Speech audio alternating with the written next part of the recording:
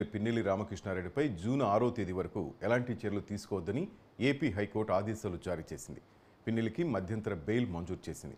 Polling రోజు మాచర్ల నియోజకవర్గం పరిధిలోని పాల్వాయి గేట్ పోలింగ్ కేంద్రంలో ఈవీఎంను ధ్వంసం చేసిన కేసులో ఆయన A1 నిందితుడిగా ఉన్నారు.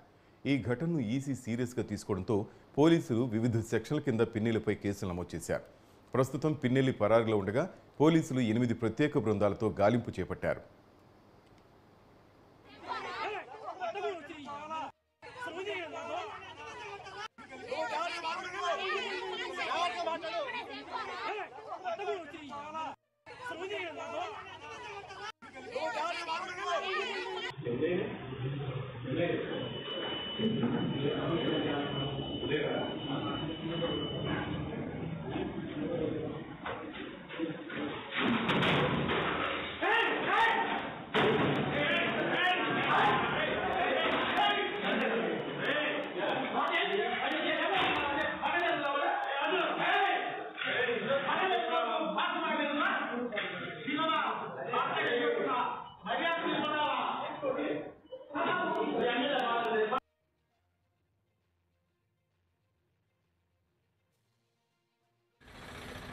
వసంత్